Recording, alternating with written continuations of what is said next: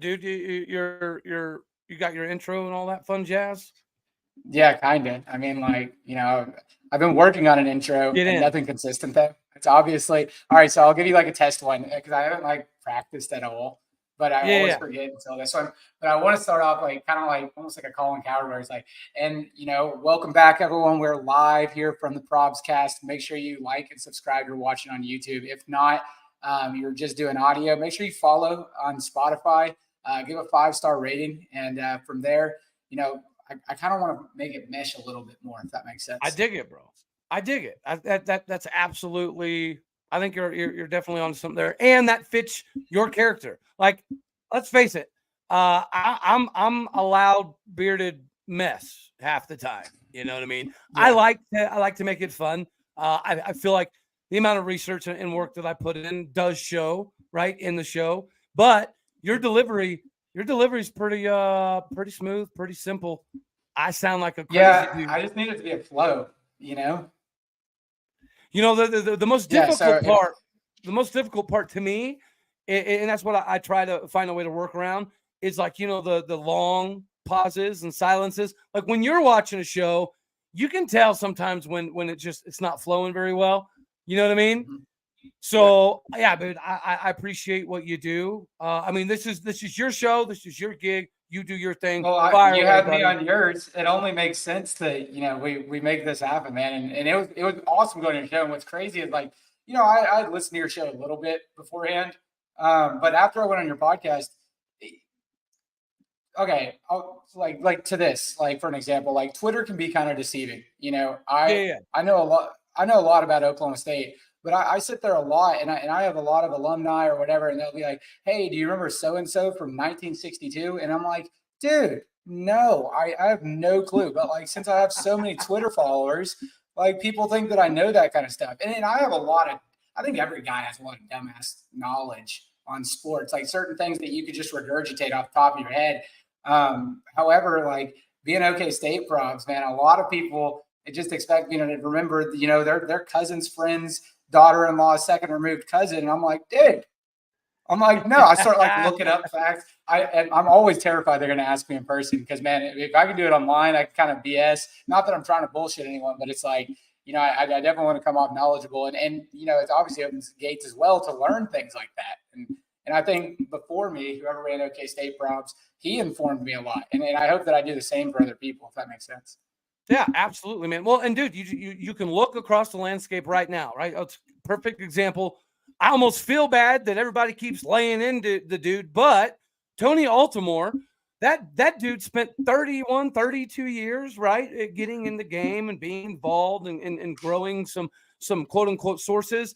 And then he takes his whatever, I don't know how 30,000 followers, subscribers, whatever you want to call it, and he leads them on this journey that part of us, right, that are taught that we're talking about Colorado and Arizona a long time ago.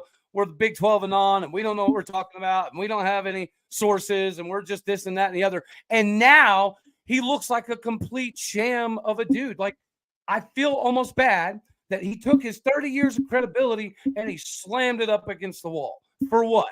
Like, if you have that many resources, there is no way you can physically possibly tell me he didn't know what was going on. So Okay. yeah, in this game, man, delivery matters, right? Yeah. Your accessibility matters, all of that stuff matters. But to me, and we've talked about this, at the end of the day, the most important thing is credibility. We're all going to be wrong sometimes, bro. Like, you know the drill. Sometimes we forget a player, forget a number, forget a stat. It happens. But it's one thing to be wrong and be able to say, hey, I screwed up, right? Here's where I can grow. Here's where I can get better. It's another thing to double, triple, quadruple down on it when you know good and daggone well you're BSing. Yeah, yeah, absolutely. And a lot of these, especially with social media, people get these platforms and they don't have to do a whole lot of research just to put information out. And a prime example right now is this conference realignment stuff. For example, my girlfriend went to FSU, and Oh, so nice. they're like, yeah, prime time number one conversation because they're the biggest brand about to make a switch, and we all know it's going to happen. And Yeah. when I talk to her, she'll send me certain tweets or whatever, and I'm not big on the ACC side of Twitter, let alone FSU. And she's like, is this person credible? Is this person credible? And I was like, hey, you're in this weird spot that Oklahoma State was kind of in like 2 years ago, where like, I was running, that was right whenever I started OK State Probs, and Texas, no, you decided to make the switch, and you see all these stories, and you're like, okay, Oklahoma State might go to the SEC, the Big Ten, whatever. And I was like, ultimately, don't believe everything that you find. And if you do want to follow a person like such as like Brett McMurphy, he's a great guy to follow for that kind of information. He's not just going to put things out off the top of his head. And I think that's what it's kind of become is you're forced to do research, and conference realignment's like the number one example. Yeah, no, I completely agree. And my thing from that standpoint is it doesn't take a crap ton. You don't need an overabundance of sources to be able to look at common sense, right? It was common sense that after UCLA and USC were leaving, that the financial side of the gain for the Pac-12 was not going to be worth the squeeze. You know what I mean? Yeah. Like there was no metric out there other than people like Tony Altimore and John Casano and the Monty Show. Those were the only people pumping these crazy numbers. Yeah. That was it. Everybody else from sea to shining sea was like, yeah, it doesn't look good. Like it's frustrating. Yeah, it's frustrating. It's great. You could talk all day about conference realignment, and I absolutely love it. By the way, I want to mention this. Having you on the podcast with your full setup and your camera and everything, I wouldn't invest in a camera. It's got a new microphone, right? I don't have the full setup you have. But, man, whenever I've had on, like, I'll pick on them, like Alan Bowman or Trayson Wallace. Mason Rudolph did his podcast outside. I'm not saying that they need to invest in a microphone or a camera, but I just know this is going to look a hell of a lot better on YouTube and sound a lot better too. So I appreciate you for that. But yeah, whenever it comes to the conference realignment and all that, one of the crappiest things, and I tweeted it from my personal account, and I was kind of vague on purpose, but my source that told me about Colorado, which I don't talk to him very often, he was like, hey, Colorado is going to move this week. I was like, all right. Well, then right after that, I posted on social media off my personal. I was like, hey, I know Colorado is crazy, but the same source that just told me that told me another school is supposed to, and it's going to surprise you. And I was honest in that because he told me Oregon State was going to make the move by Friday. And so, like, not saying that, I didn't want to put, Oregon State, Big 12 is going to happen, right? Because it obviously didn't. But they're just like so much going on. And I feel like the only people who know what's going on are the people that are truly involved. I even texted Trayson whenever Colorado, I was like, do y'all know about this kind of stuff? And he's like, Gundy did for sure. But outside of that, it's like, who are we to know any information that's out there, Well, and like you said, you brought up an interesting point, right? Whenever you do have sources, you got to walk the fine line of putting stuff out, but also not undermining, the person that's giving you the information, because again, common sense. If you put stuff out that isn't supposed to be out yet, right? It hurts you, in my personal opinion, unless it's something that's directly beneficial to the university, Oklahoma State, the conference, whatever, right? Yeah, man, it is a wild ride. I think anybody that studies the game you don't even have to have a fully function. You can have an OU level fan's brain and still be able to comprehend that the Pac-12 was not going to be in a good spot. Like that's just, you tell your kids all the time when they're young, if you touch the stove, you're probably going to learn. You play stupid games, you win stupid prizes, and the Pac-12 has been doing nothing but dipping the claw of stupidity out there for months. Yeah, I think it's crazy. I have friends on the West Coast, and man, like they were in disbelief that this was going to occur all throughout this year. Especially whenever I was working at NASCAR in Daytona Beach, they pulled people from all corners of the earth. And yeah, man, I was texting them because they started asking me questions about what was going to happen to their conference. And I was like, dude, I know about as much as you do. I could have told you about Colorado 2 days ago, but like, and I think it's a very few minority that realized that Colorado was, okay, yeah, they sucked since they got in the Pac-12. They lost every single game that they lost last year was by a margin of 29 points or more. I mean, they're terrible. This move has nothing to do with what they've been doing the last 10 years. Nothing. And their biggest draw was Deion Sanders as well. You know, I'm excited to watch it. And so is everybody else in the country, buddy. I don't care what anybody says, whether Colorado's good, bad, crap, doesn't matter. People all across America will be watching Big 12 games this year and next year more than ever, right? ACC people are going to be interested because maybe it's a slight possibility, okay? But there is still yet a slight possibility that there's some ACC schools that end up in the Big 12, right? I don't care how small. Absolutely. I don't care how small it is. It's a possibility. That adds eyeballs. Deion adds eyeballs. The Pac-12, you know they're going to be more interested in the Big 12 this year because every single game that we lose, they're going to take that opportunity to throw shade. So they're going to be more invested. The Big Ten needs to be invested because TCU proved last year that we are as good at the top as everybody else that you have, including Ohio State, and we proved it. TCU proved it. Now, did we get drugged through the mud in the national title game? Yeah.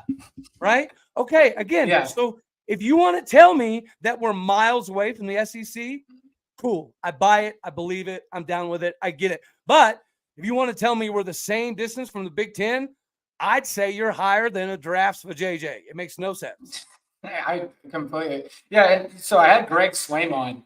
I know. Look at you. Look at you. Yeah. No, he's a really good guy. And, you know, a lot of people hate on him. And I think that, you know, he's a little bit older, so things are different. But one of like the big things that he brought to my attention that I thought was really interesting, he's like, you know, why does the Big Ten have the most massive deal? And it's because their alumni bases are so huge. Like, OU and Texas talk about, well, we're just good enough to get the offer from the SEC. And it's like, well, no, right. Texas A&M did as well. And Texas A&M, granted of how much they recruit and everything like that, the big draw is their fan base. And so Brett Yormark's smart enough to say, hey, I'm going to go and get UCF, which is massive fan base. BYU, massive fan base. And then Houston is a huge market, as well as Cincinnati. Apparently they have one too, which I didn't know that, but apparently they do. And so, you know, the Big Ten, to my point, was no one cares about watching Rutgers football, but ultimately, you know, they have this massive draw for media, and that's kind of what it's turned into, which sucks. And I think a lot more people would rather watch, you know, Ohio State and Oregon or whatever it may be. But a lot of these big schools that have a Power 5 program are getting brought in, not just off of, you know, looks and how attractive they are, but it's basically because it gets the media right deals up, which everyone wants the big checks, which makes it makes sense. I'm not saying it doesn't, you know. No, dude, you're spot on. Like I understand that you definitely get it. So hold on. Can I at least ask you? Give us a little bit of an extra insight. I watched your episode with Alan Bowman. Phenomenal job, brother. Good job. Watched some of the episode with Trayson. Dude, like, what is the pull that you're getting right from Trayson? Obviously, we talk to some of the same people and we go through some of the same kind of lenses, but I'm not naive enough to believe that I have any kind of the reach that you do. So whenever you had the opportunity to get with Alan and Trayson, what was the biggest thing, in your opinion, you were trying to get out of it? Well, okay. So the reason I guess, well, okay. So like the reason I can get like guys like Trayson on, for example, is like I knew Trayson for years. You know, he lives across the street from one of my good friends, Brooke Thomas. Actually, she was my first episode ever. Nice. And so I developed those connections really well. Brooke's out in California. She told me she can't do the podcast. So shout out to Brooke Thomas. But so having them on, I mean, what I ultimately tell every athlete that comes on is like, this is a platform for you. You know, if you have anything you want to say it. If you don't, that's fine. But ultimately, I just want to talk about you and Oklahoma State football and like the biggest headlines in college football right now. It was really cool having Alan on, and a lot of these players, which I'm not going to call out, but like, man, they'll give me like coaching answers. Like I'll be like, hey man, you know what's going on with the team right now? And they're like, oh man, you know, it's looking like a good season where we're going to make a good run at it. And, you know, we're going to do the best we can. Go Pokes, which is awesome. Don't get me wrong. If that's all you want to share, fine. But at the same time, tell me about, something going on that we don't know. Tell me about, you knew Colorado was coming and the people should know this or whatever it may be. Because a lot of the answers they give are super coach oriented. But Alan Bowman, he gave me a lot of great information, and I had heard things about him that, a couple of the players didn't like him whenever he first came in, which I don't know how true that is. But then whenever I talked to him, and then I talked to Trayson about him beforehand, Trayson told me everyone liked him and that everyone gets along with him. And how could you not? I mean, he was asking me questions on my own podcast about NASCAR. I mean, he was a hell of a dude, Oh no, man! That's what I'm saying. That's awesome. I know you holler at me sometimes when I get some people on, but I mean, it was impressive. It was fun. The connection that Trayson has, right? Me and you've talked about this before. I think legacy recruiting is massive for Oklahoma State. It should be massive for Oklahoma State. When you see Ryland McQuarters on the field, it should matter. When you see Elijah Wright on the field, right? All of that stuff. JW being on staff and Greg Richmond being on staff. That stuff to me is vital for Oklahoma State because should we recruit better? Yes. Okay. Yeah, absolutely. But regardless, whenever we bring guys in like that, I think it does give us the ability to prove that in the transfer game, Oklahoma State's a contender. We were doing it before most people, right? You remember that? We were bringing on some Tyler Patman was one, and then we had another one right after back-to-back cornerbacks that were transfers. Yeah. And they both. Christian Holmes was a lot way down in line. Yeah, I was trying to go through my head on who it was. But dude, they both went to the NFL. They both had pretty successful careers. The other guy, it makes me mad that I can't remember his name. He played for the Jaguars, and he had quite a few picks very early on. But anyways, the transfer market for us is a little bit different. We know that. We get it.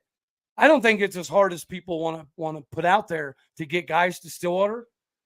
But dude, nonetheless, man, when you have people like Alan Bowman, it's going to be infectious. You and I both know. Yeah. They knew, the coaching staff knew they had some problems internally, including with themselves. But we also know that they have had that come to Jesus meeting. They have improved things. Communication is better. The discipline is better. The understanding of the accountability and what we need to bring to the table every single day. It is significantly different than last year. It really is. The guys have bought into this, we're going to punch you in the flipping throat repeatedly mentality. I cannot wait to play K-State. Do I think it's a W? No, I don't. But I do think it'll be a slugfest. And I do think that we'll have enough retaliation in there that they will feel every minute they're on the field. Yeah, I think just about any game is winnable. Actually, for all my listeners, you'll actually kind of laugh at this. So I have 4 season tickets. I bought a set yesterday because Post the Purpose, I've never accepted any money from them. I've always said I just wanted to go directly to the athletes. Right. But one of the things that I said was, if I'm going to do all the social media marketing for y'all, the one thing I want is tickets to games. And so they told me to go ahead and buy the tickets maybe a month ago. And I bought some yesterday. And then I got an email this morning right before I sent the reimbursement check of them saying, hey, we're just going to gift you these 2 extras. So if anyone needs tickets, by the way, hit me up. I got 2. They're both separate from each other. I can't make any games until after the K-State game, unfortunately, because I'm in the DFW area. Great. We have the same schedule. Yeah, exactly. It's tough. I won't be available for the first half. Hey, bro, are you going to the Houston game? I will be going to the Houston game, which I'm super amped up. Yeah, my aunt lives down in Katy, so I have a place to stay. And actually, Post the Purpose is doing an event, which I don't know if I'm supposed to say. I'm assuming I can. I don't know, but I don't know how public it is. But yeah, I'll be down there. I'm super amped up for that. But to the original point is like, our schedule kind of sucks. And like, whenever I was talking to one of my friends, it depends on how you look at it, man. I'm a betting man. No, I love our schedule. It's awesome. Yeah. It's awesome for Oklahoma State. If you're an idiot if you're not taking the 6.5 over. Yes. Like that. Yes. That's called free money. That if you want to 100%. invest. Yeah. Like that. Pelosi will be investing in that soon because I know she's a great inside trader. 100%. Not that this is political or anything, but yeah, she's just put $100,000 in that for sure. Oh, dude, I love you. That's great. But man, it kind of sucks being in the DFW area because, like, although our schedule would be tougher playing all the Texas schools, it's like, dude, like we don't even get the University of Texas, who we normally beat the hell out of every year. I'm surprised you or Mark and the scheduling committee helped them avoid that bullet. But I mean, the best way that I can do it, where I can at least sip on the orange Kool-Aid and believe the reason is because, who has the weakest schedule in the SEC? Is it Georgia? Yeah. All right. Before that, it was Alabama. I'm not saying that they're trying to help us win a national championship. All I'm saying is that, like, they typically make the schedule easier for the ones they want to win. Yeah, man. It's not. I'm just saying. Like, I love it. But dude, whenever I get down to Houston, we're gonna have to link up. I've got a dinner plan with several people that are connected to O State. You'll have a blast. I promise you. I promise you. Okay, promise yeah, you. Promise you. I'm down for that, man. Like I said, I work a day job and I love doing this the best that I can. But yeah, the Houston game ought to be fun. Their fans are like weird on social media. They're almost non-existent. And the ones that I've met, this one guy said ranking the best college towns in the Big 12. He ranked Houston #1 and, like, God, it was like Lawrence, Kansas last. But I just responded and was like, just tell us you hate small towns. He's like, well, they're always in crappy cities. I'm like, is it a city? Like, most of these ones, you're like, but who? By the way, if you get off of Houston's campus, you're in the ghetto.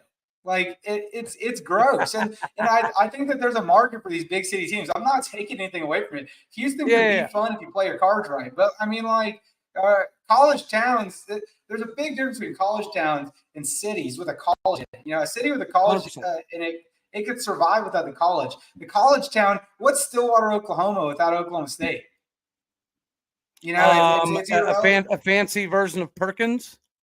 Yeah, I know. It's not for me, that's for sure. And I chose Oklahoma State a lot because I love the college town. But yeah, a lot of those fans are a little bit offbeat. And I think Oklahoma State gets to go to a lot of plays. We get to go to Houston. We play all the newcomers. We get to go to Orlando, which I was hyped about while I was living in Florida. Now, obviously, I don't live there. I can only take so many days off, man. I can't keep telling them that I'm leaving work early to get an early game. But yeah, I'm hyped about the season from my perspective because I should be a lot of great wins. I don't want to jinx anything, so I'm not going to go further. But yeah, I think that the season coming up, I'm not ultimately concerned about the opponents that we play. But yeah, I think it's going to be a hell of a season. I think that, what we have in front of us, this is like just caked up for Mike Gundy to do his thing. And I think that everything's going to kind of fall into place, if that makes sense. No, dude, I've covered it, probably ad nauseum. I'll say it for you. This is probably the most excited I have been for a season since 2018? Right? Yeah, 2018, I was really hyped. Yeah. I thought Mason Rudolph was finally going to get a hold of some Baker Mayfield. It just didn't happen. But yeah, 10 win plus season. It was fun, but it just, yeah, man, I felt like that was a year that on paper we were better than most teams in the league. And it didn't work out, right? Yeah, having a 2 deep on the offensive line for the first time in like 7 years, that's gonna help. We're loaded. We're loaded at running back. I love Dom. You love Dom. He should not have been the guy. I'll say it right till I'm blue in the face. Right now, it looks like I'm red in the face. I look like Rudolph the red-nosed reindeer right now. But it's just, yeah, man. I'll say it till I'm blue in the face. I think that's exactly what we can achieve. Well, Gundy loves running that air raid offense, and we're getting is Brennan Presley a junior now? The junior. He is, and no more air raid, bro. Come on now. I love the air raid. I love it. It's gone.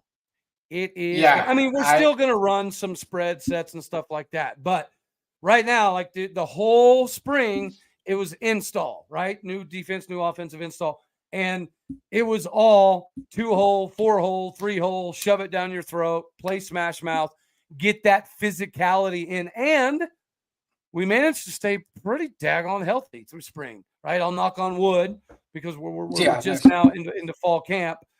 But yeah, man, like the schedule sets up well. The team right now sets up well. The running back room is going to surprise people. Elijah Collins is having a Jaylen Warren level spring, right? He has. We know what Jaden Nixon can do. He's a home run threat every time he touches the ball. Ollie Gordon's probably going to be the guy, an NFL style guy. If we can run the ball for over 4.6 yards a carry, which I would bet my daggone house on, we win more than 10 games, buddy. We just do. Yeah. And I don't know. It seems like when the chip, it's almost like falling into place a little too easy. Because okay, let's say, for example, the 2021 season, no one was expecting us to make the conference championship game and things like that. And not a lot of times people are. But with this much hate against Gundy, it's almost like he thrives in these situations. Does that make sense? Dude, he did. And I'm so glad you said that, bro. You were there when I was getting slammed for putting some stuff out there. And all I was saying back then was some of this stuff needs to get out because we're never going to change anything if nobody ever knows any of this stuff is happening. So I think that some of that stuff getting out did get to Gundy.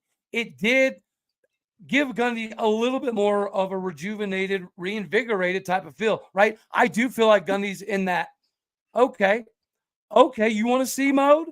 And that's what we need. We need the Gundy all gas, no brakes. If you go look at when he was an offensive coordinator under Les Miles, we were running fakes and double reverses, and we did crazy stuff, right? He was very innovative. Everybody called Les the Mad Hatter, but people tend to forget that was Gundy's offense. And then that was the offense he ran. He didn't quite have the talent to pull it off. Then we figured out, right, thanks to people like Dana Holgorsen, we don't have the offensive line to continue to try to play the football we're going to play now. Right now, right here, this is the brand of football Mike Gundy's always wanted. He has said 1,000 times he had the best job in the world because all he had to do was hand the ball off to Barry and Thurman and watch, right? Yeah. No, so he's always he loved when we could utilize Tyreek Hill, Chris Carson, Justin Hill, Chuba Hubbard, Jaylen Warren, all the way back to Kendall Hunter, Dontrell Savage, Keith Tosin. He thrived when we had a good running game, but we didn't have all the talent. Now we have all the talent. I think a lot more down the line than people realize. Maybe it's like a more settled thing, but people, you'll get the casual fans that argue on social media. It's like, oh, everyone from Oklahoma State got poached. And it's like, but not really. I mean, we retained every single player that we wanted, and the rest of them, it's some weird number, like 97% of players who enter the portal don't find a new home, or they don't find a Power 5 home or something like that. And which blows my mind. But you see the successes of all of Lincoln Riley's quarterbacks, including Caleb Williams, and people refer to that a lot, or Joe Burrow. But they don't think about the slot receiver from Oklahoma State that transferred that didn't make it very well, and it's a shame. I mean, I want every athlete to do well, especially if they're wearing Oklahoma State, America's brightest orange. But I mean, there's a lot of chips on the table that I guess people are kind of overlooking, which it just kind of blows my mind, because unless you just don't watch college football at all, it's like, why would you ever doubt Mike Gundy, Man, when his back's against the wall, he's got a pretty good track record. Like that, there is some things that you can pick on Gundy for a little bit, right? But there's also some things that are just a masterful job that he's. And I'm actually glad. See, this is why you're so good at this job, my guy, right? Your segue game is on point. You brought up some of the guys that we lost, right? Here, the perception when we lose 20, 21 guys or 18 guys, 19 guys, whatever it is, none of it mattered, because the minute you heard Spencer Sanders, right, from a national perspective, Spencer Sanders is gone, right? Mason Cobb is gone. James Taylor II went pro. Tyler Lacey went pro. when you look at all that, Jabbar Muhammad goes to Washington. This is what people think of. And then they completely forget that we brought in somebody like Justin Wright, right? Who had over 200 some odd tackles in 2 years. Is that the kid out of Tulsa? Yeah, bro. And then Justin Goodlow, the defensive end out of Tulsa, that was upgraded to a 4-star after he went to Tulsa. Like, yeah, man, people are just undervaluing what we have. You and I both know this is the deepest safety room that has ever come through Stillwater, America. Point blank, period. It is. It's a fact. It's a factual statement. To watch this defense, dude, we've got linebackers or safeties that are the size of linebackers that run 4.45s. Like, even when we make mistakes, bro, we're going to make mistakes at 200 miles an hour. We're going to have a bunch of Calvin Bundages flying all over. And I love it. You know, I don't know if you play video games. I'm not much of a video game guy myself, but I did pay this kid in Michigan like $80 to modify my 360, and he got me the new college football game, right? Nice. All updated uniforms, everything. It's called College Football Revamp for anyone listening. Dude, it's ridiculous. I'm buying a PC not only for, you know, my podcasting and everything like that, but also because it's a little bit more updated on there. And man, it's a blast. I'm not a big video game guy. I turned 26 in a week, and I've kind of floated away from that, getting a daily job. I'm kind of growing up, but man, playing it, I feel like I learned more. Number one, because there's so many players in the NCAA, and so I learned more, and I can play around with it. And man, it's almost like playing a real life highlight reel, where, like, you know, I got Kendall Daniels on one side. I'm running a 3.35 and Brian Ordo. I will say this: I did delete Trace Ford from the game. I'd like to say I was intoxicated. I actually would like to double down now and say that I made that decision out of spite, and I believe in it, man. There's certain players I don't even want them anymore. You know, I'll keep a couple players. Hey, Mason Cobb, you know, I get it. He wants to go to USC. I'm not a fan of that, but ultimately, it's like, you know, he's going to help the team out, and I don't know. It's a way to pass the time and everything like that. I know you're not a big video game guy, but I'd love to help you out sometime. Well, no. That's the only thing. NCAA football, I got lost. I got lost in it, dude. And I did use it as a tool. I think most people did. Whenever I'd be playing the game with my son, so obviously, he didn't love it all the time. Blame it on your son, yeah. I would pause the game, right? And I'd be like, look, dude, that's cover 3 defense. What is this free safety looking at? Like, is he looking at the quarters coverage? Who has the flat? And so I would make him diagnose, okay, that guy has the flat. That guy's got to follow the drag route. And I was teaching, this is the route concepts you're looking at. This is why. This is where you want your linebackers. But it's applicable, right? As he gets into the game of football on the field, he's like, oh, crap, this is a cover 2. I have to go that way. It makes it make more sense. So, yeah, bro. I got lost for hours. I'd stay up till 4 in the flipping morning like a child playing NCAA. The last one was 2014? 2014, yeah. But me and my son got it in like 2016 or 17. Dude, hours and hours and hours. I was in the oil field, thankfully, so I kind of got to dictate some of my schedule. But I'd be lying to you if I didn't maybe push off a job or two because I was stuck building a roster and recruiting. No, yeah, that makes a lot of sense, man. I mean, it's a hell of a game. I haven't played it since it last got released, but man, this kid was like $80 and I'll just do it for you. And I was like, I would sign my ass up. And, you know, I like, you know, just to your point, man, like there's certain things, and I'm not trying to say all my knowledge comes from an Xbox, but like there's just certain things that it kind of reminds you of, and the players that did stay, the players that left, and you know, it's just a great reminder in general. And it's, man, to pass time during this off season, God bless, man. This off season feels like it's one of the longest ones in a while. And I'm just excited for college football to be back. Man. This off season has been spectacular. Yeah, it has. I love it. And I love it. I'm excited. I'm excited for every player that we have. I'm super excited for Alan Bowman. You know, obviously we have the last Bedlam. I'm actually going. My girlfriend works for Texas A&M now, and I get to go to a game there, Alabama and Texas A&M. So that'll be like a packed house. I'm going to BYU in Arkansas. I'm hitting a lot of different games this year to, you know, diversify my portfolio. But man, it's going to be one hell of a season. I think so. I think all around the Big 12, man. You mentioned Texas, right? I hate to admit it, but I think they actually will be pretty good finally. So Well, once you avoiding get the quarterback and the coach right, it's not too, that's always what I feel like has been the problem. The same goes for OU, not to give them airtime or anything, but like, I don't think they got the coach right, and they definitely don't have a quarterback worse than anything that Oklahoma State has. And, I think that people can actually believe in Texas now. I'm not saying that they're back or anything like wild like that, but I mean, Quinn Ewers, yeah, he sucked versus Oklahoma State. But outside of that, I mean, dude, he was the highest recruited or the highest recruited high school recruit. He played down the street, man, at South Lake Carroll. Yeah, like it's ridiculous. And I think Sark is a badass coach. And, I'm going to have Kyle Umlong on the show here soon. We're going to talk. I actually have his book. So shout out to him, 101 Aggie Facts. Okay. I don't know if you've ever seen that.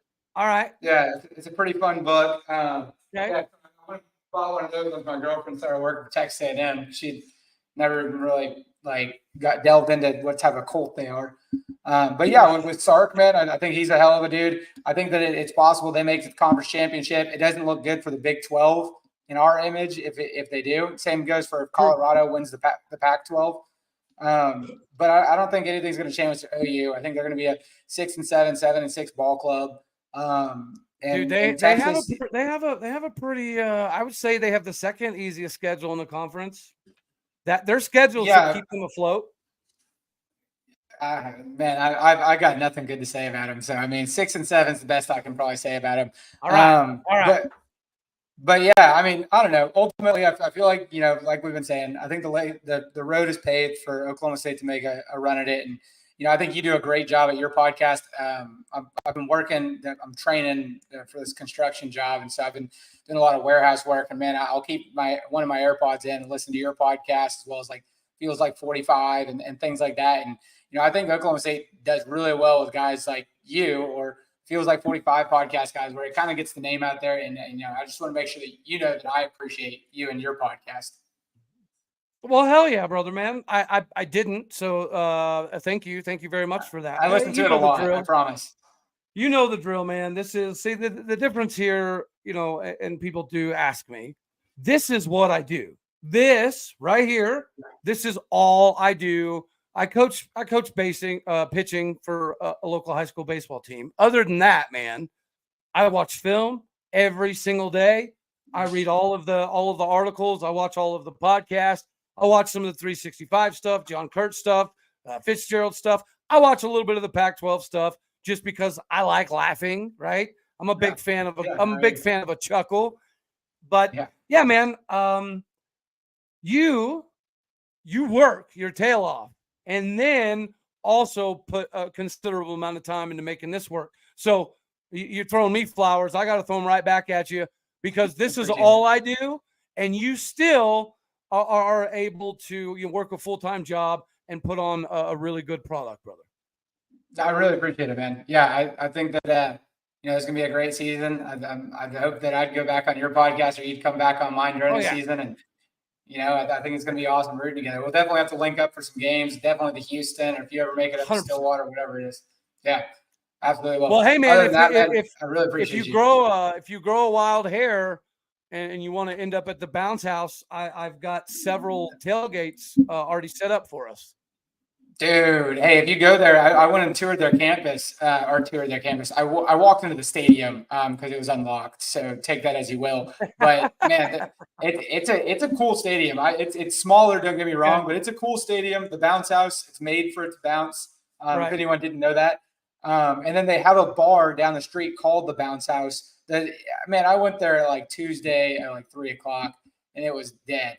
But it has all the fundamentals of being a badass bar. So definitely go check them out. I promise you, I'm not sponsored yet. So, bro, when's the last time? Oh, you tripped my trigger. You got me stuttering. I sound like the water boy over here. When's the last time you went to the daggone strip in Stillwater? I guess it'd be homecoming last year. Dude, I was so mad. Like I was so excited. Haven't been back in a couple of years, right? Make the 9-hour drive. I want to go to the strip. I haven't been to a bar in 3 years. When did you go? It was I don't know, like a month and a half, 2 months ago, probably. Oh, you went during the summer? Yeah. My son Oh, had man, we it's had a couple dead. baseball tournaments. Yeah, it's dead during the summer. Dead Well, for the no, summer. it wasn't that. It wasn't that, man. I the old fogey in me is about to come out, okay? But Okay. I liked the strip when it was a strip. Bar, bar, bar, bar, bar, bar, bar, bar. That's what it was, right? Now it's bull honky bar, right? It's still called Willie's, but half of it looks like it's catering to special education OU students, right? I don't get it. You look across the street, the Copper Penny looks more like the Nickel Penny now. And then you got all these dumb A restaurants. Oh, I was so mad, bro. I was like, screw this. I'm going to the harbor. And it's called the White Buffalo. I was like, this is crazy. They're super traditional there. Yeah, I mean, you got Willie's. I know that they closed the expansion because that's what Pickleman's used to be a part of, which kind of sucks because they used to have a better stage, is what I got told. Yes. Super historic though. Yeah. So, but I'm glad that it's still standing for sure. But then you got Murphy's and Coney. Did you go to Coney Island? Yeah. They renovated everything. That was my first social media job I started getting paid for. I remember us talking about that. And that was right around the same time you were doing like the NIL stuff for Spencer and no, that was and Brennan and Trace. That was kind of around the same time. Yeah. They That's what I thought. Yeah, it was right around the same time. I pay attention sometimes. I was finally getting paid for social media, man, which was awesome. Which, by the way, if anyone's listening to this and you've made it through this far, man, like my DMs are open. Send me a shout, man, and I definitely I'll wear all right now. I'm blaming it all on my roots is Garth Brooks' new bar in Nashville, right? And like I could be wearing your stuff. He could be wearing your stuff, man. I'll promote the hell out of that. Everyone, I got a lot of listeners, the whole shebang. So, man, my DMs are open. I helped Willie's out a whole lot, right? But I know that they closed down that app. Trust me, I got all the Facebook messages and everything like that. Your DMs are changed a little bit. Your DMs are open, and you help Willie's a lot. That sounds like that sounds like your typical office Steve Carell. That's what she said moment. Yeah. Oh, yeah, you know what? I'm glad you brought that up. Actually, see, again, this is why you're so good at this, my guy. Your segue game. I'm right there. I'm right on the corner's edge from having a thousand subs on YouTube. So shout out to everybody out there that's listening and watches a little bit of everything. What's your YouTube called for everyone to hear? Locked On Oklahoma State. Obviously on Twitter, at All Day O State. It's O State All Day Facebook, O State All Day Instagram. I keep it pretty simplistic. But for the 1,000th subscriber, I've got a pretty bad A giveaway. And whenever I get it done, so it'll be some custom knives, like Damascus bladed, orange, black. One side will have my logo. The other side will have the Locked On logo.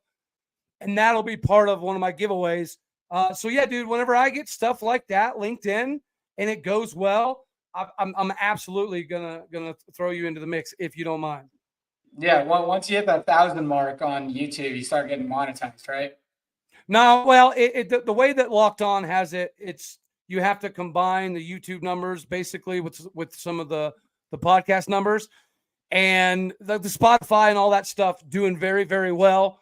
YouTube, I'm still kind of figuring it out.